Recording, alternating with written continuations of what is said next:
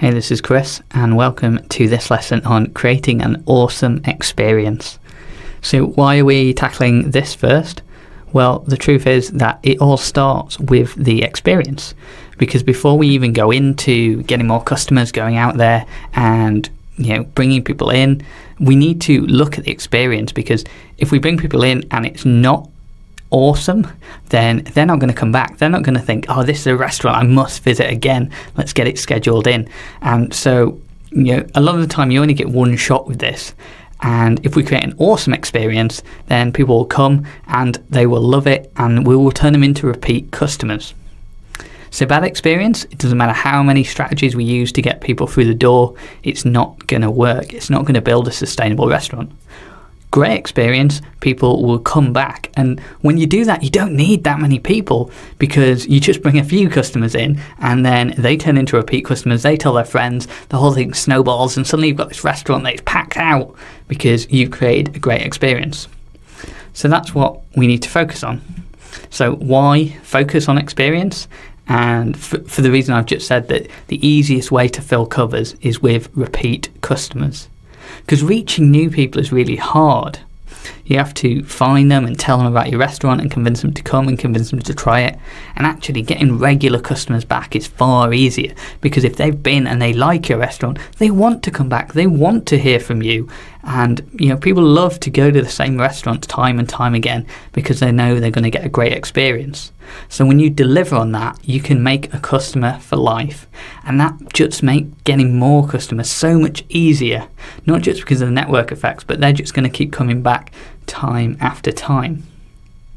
So what is it that customers really want? What's the magic sauce that will bring them back time after time? And there isn't a secret ingredient here. It really is focusing on the basics. So, it comes with great food that comes out hot, that's well cooked, well prepared, well thought out, nicely designed dishes, speedy service, that they're not left hanging there, that it doesn't take an hour to get the food out to them, that they know they can come in on their lunch breaks, they know they can come in on an evening when they're hungry and not be sat around for too long. Reasonable prices, we need to be somewhere competitive. A clean bathroom, that's a real off-putter. If you go into a restaurant and the bathroom is horrible, it just speaks of volumes about how much people care about the restaurant, right? I'm not sure how directly put off people will be, but if you look at the restaurants that are most successful, McDonald's cares so much about the cleanliness of their bathrooms, and you're better than a McDonald's, right? Let's go for that. So it really is just making sure you've got a clean, reasonably priced restaurant that delivers great food, speedy service. And really all of this gives us a baseline for the rest of the course, because if you're not delivering this, then the whole thing is going to be a disaster. We'll get new customers in for you, but they won't stay, they won't come back, and you won't build a sustainable restaurant. So how do we go about creating this great experience? Well, the good news is actually Restaurant Psychology has a free guide about this. It's called the Restaurant Survival Checklist, and it looks at all the things like maintaining really high standards, which as a restaurant owner, restaurant manager, you really have to be on top of. No one else is going to keep the standards high except you, but if you set that standard from the top, then everyone else will follow. Maintaining cleanliness, again, someone needs to be on top of that. Menu design, people get menu design so wrong, and if you have these huge sprawling menus thinking that that's what a customer wants, it will end badly for you. And this is a trap that a lot of restaurants fall into. Customers don't want big menus. Check out our survival checklist on that. It will transform your view, I hope, if you're a big menu person. Service training, what I mean by that is making sure that your servers are properly trained. And it's not just things like delivering dishes, it's making sure that they know what's in the food, so that when customers ask, they can recommend dishes, they can answer questions about the food, and that they know to do things like introducing the dishes. This is a really big thing to make people enjoy food more, and this is in our book as well, is that you can really make people enjoy the food more simply by telling them what's in it. It's incredible. Portion size is again another big one. A lot of restaurant owners think that people want big portions. They don't. That leaves people uncomfortably full, and they don't order dessert, which reduces your revenue. So another one. And stock levels, again, if you have high stock levels, then you're not going to be turning food over as fast. It's not going to be as fresh. You're going to start thinking it's okay to freeze stuff because you just can't keep the stock in otherwise, and it's a whole mess. So yeah, it's really about focusing on those core things. Our free guide does that if you want to check that out. But mostly it's just about getting the basics right. There's nothing super advanced here. It's going back to basics. And this is one of my favourite quotes from every restaurant that's ever gone under is, I do great food. Everyone loves my food. And yet the restaurants still go bankrupt. What's going on there? Why does that happen? Well, what's happening is that they think they do great food, but actually they're not really measuring what people think about their food, and that's really important. So why is it so important to measure? Well, you might think that you offer a great experience and that everything about your restaurant is good, but does everyone else feel that way? Because obviously as a restaurant owner, as a restaurant manager, you are the most biased person in the world about whether your restaurant is good. Obviously you think your restaurant is good. The only way to be objective about it, though, is to get the opinions of others. And that's not as straightforward as you think, because if you ask people, well, most people will be really uncomfortable about being honest. And if they don't like your restaurant, they probably don't want to tell you because they don't like confrontation. Most human beings try to avoid that.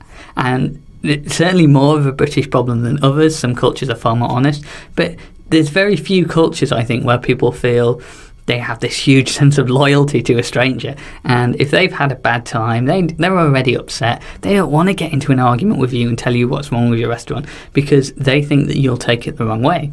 So it's really difficult just to go up to a customer and say what's good, what's bad, because they're probably not going to be honest with you. So how exactly do we measure whether our experience is good? Asking people is a good start, because sometimes people will be honest with you if you get the right person, or you can generally get a feeling based on, there's a massive difference between someone saying, it was pretty good, and that was amazing, I love this, I'm going to tell all my friends about it. So that's a kind of gauge. But a much better way is things like comment cards. At the end of a meal, when you bring the bill, leave a comment card, leave a little pen or a pencil.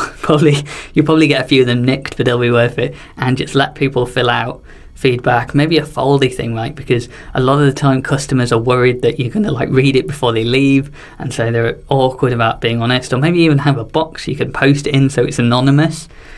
People are really worried that you'll be offended by their feedback, and we want them to be honest, so anything we can do to make them fill out their comment cards and feel that they can be honest. Mystery diner programs, these are really good. This is where you would hire, it says mystery dinners on there, it should be mystery diners.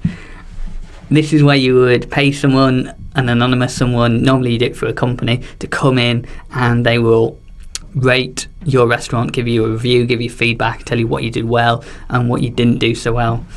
Another great one these days especially is to monitor things like TripAdvisor and Yelp, because people are really honest a lot of these times, and it's very polarised. People will generally say they loved it or they hated it, so the feedback's not always super in depth, and I try not to take it personally because people are just mean on the internet. But it does give you a good indication of what's working, what isn't working, and sometimes really specific issues come up on there. So it's definitely worth monitoring those sites, and we'll discuss that more in building social proof, because that's important there too. So in summary, the foundation of a successful restaurant is a great experience, and we achieve this by just going back to basics, because when we create a solid foundation that makes a really nice evening for someone to come and have dinner, then they'll come back, and that means that every time you get a new customer, you're getting a customer for life, not just a one-off customer.